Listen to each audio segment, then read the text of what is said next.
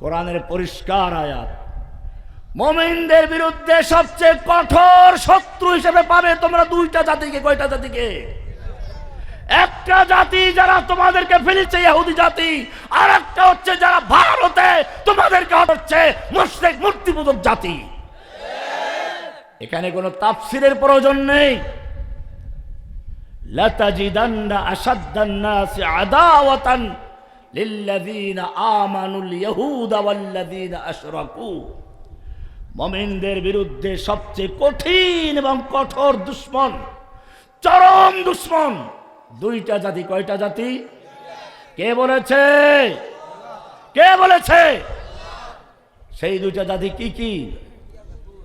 আল ইয়াহুদ, একটা হচ্ছে ইয়াহুদ, যার জ্বলন্ত প্রমাণ যারা ফিলিস্তিনে অন্যায়ভাবে মুসলিমদেরকে হত্যা করছে।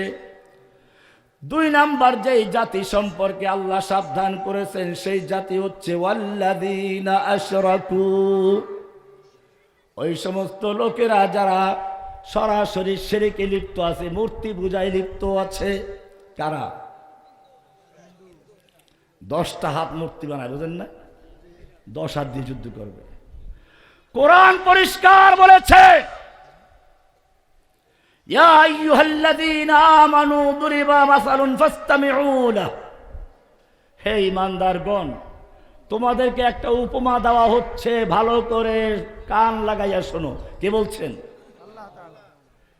ইন্নাল্লাযীনা তাদউনা মিন দুনিল্লাহ, তোমরা যাদেরকে আল্লাহর পরিবর্তে পূজা করছো, লা ইয়াখলুকু যুবাবান ওয়ালা বিজতামাউ লাহু, ওই সব দেবদেবী, ওদের খাজা বাবা, গাজা বাবা, ল্যাংটা বাবা, ওদের পুরোহিতরা মিলে এবং দেবদেবী মিলে সব 14 গোষ্ঠী মিলেও যদি চেষ্টা করে একটা মাছিও তৈরি করতে পারবে না। একটা মাছিও তৈরি করতে বা পারবে না। এরপরে আল্লাহ তাআলা আরো সামনে বলছেন, ওয়া ইয়াসলুবুহুমুয যুবাবু শাইআ, ওদের সামনে যে দামি দামি খাবার থাকে, ওই খাবারের কোনো অংশ যদি মাছিতে ছিনিয়ে নেয়, লা ইয়াস্তানকিযু, ওই মাছির কবল থেকে তাদের খাবার উদ্ধার করার শক্তি ওই দেবদেবীর নাই।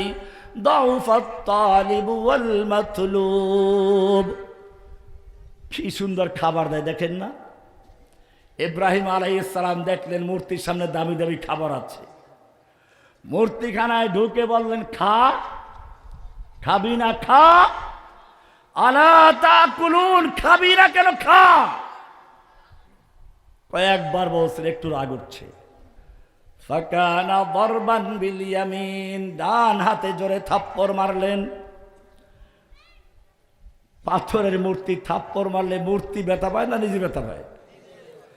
এবারে হাতে পাইল ব্যথা, উঠলো রাগ ভালো করে। এবারে কুড়াল নিল, কোন মূর্তির মাথায়, কোনটার দাঁতে, কোনটার নাকে, কোনটার কানে ভেঙ্গে চুরে চুরমার করে দিয়ে বড় মূর্তির গলায় কুঠার লটকিয়ে তিনি সরে পড়লেন। লোকেরা আবার মেলার থেকে সে মূর্তিখানায় প্রবেশ করলো। ঢাকেশ্বরী মন্দির, রাজকীয় মূর্তিখানা।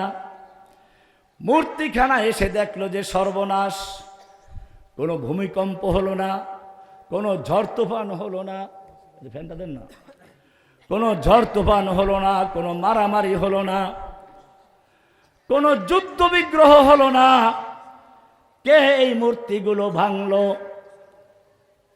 সরাসরি চলে গেল মূর্তি পূজকদের লিডার নমরুদের কাছে।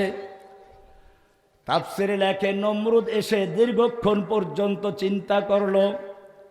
সর্বপ্রথম নমরুদ যে বাক্যটা মুখ থেকে ছাড়লো তা ছিল এরকম, হাল মিন ফাতানি ইয়াজকুরু আলিহাতানা, এলাকায় এমন কোন যুবক আছে যে আমাদের মূর্তিগুলোকে সুনজরে দেখে না?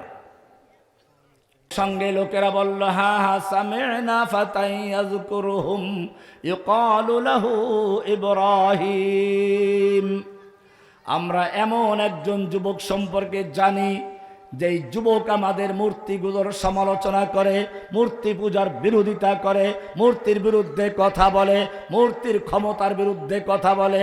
যে লোকটার নাম হচ্ছে ইব্রাহিম। মুমিনগণ ভালো করে শুনে রেখো, নমরুদ কেন জিজ্ঞাসা করলো কোন যুবক আছে কি? আর আল্লাহ বলছেন হ্যাঁ হ্যাঁ, লোকেরা বলল যুবক আছে, ফাতান একজন যুবক আছে। যুবকের প্রসঙ্গ কেন আসলো? নমরুদ বুঝতে পেরেছিল নমরুদরা এমনি বোকা না, ওরা বোকা হচ্ছে আল্লাহর পরিচয় লাভের ক্ষেত্রে। ওরা এমনি সব বুঝে।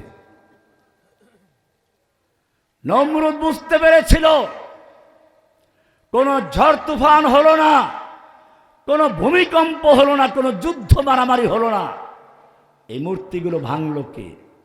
নিশ্চয় এটা মূর্তি ভাঙ্গা পর্যন্ত শেষ নয়, বরং এটা হচ্ছে মূর্তির সমাজকে ভেঙ্গে দিয়ে তাওহীদের সমাজ গড়ার জন্য এক মহা পরিকল্পনার সূচনা মাত্র।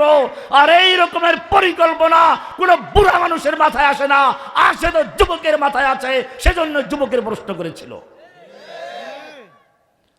আমি বাংলাদেশের যুবকদের ধন্যবাদ জানাই,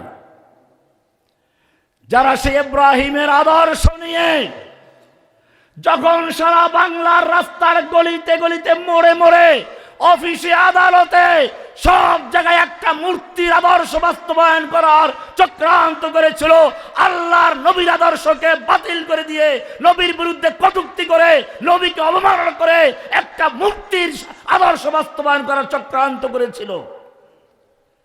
বাকি ছিল মসজিদে ইমাম সাহেবের পিছনে মূর্তি রাখাটা, ওটাও হয়তো কয়েকদিন পরে করত। এদেশের যুবকেরা এই মূর্তির বিরুদ্ধে এমন ভাবে খেপে গেল, শুধু মূর্তি নয়, মূর্তি পূজককেও তাড়িয়েছে।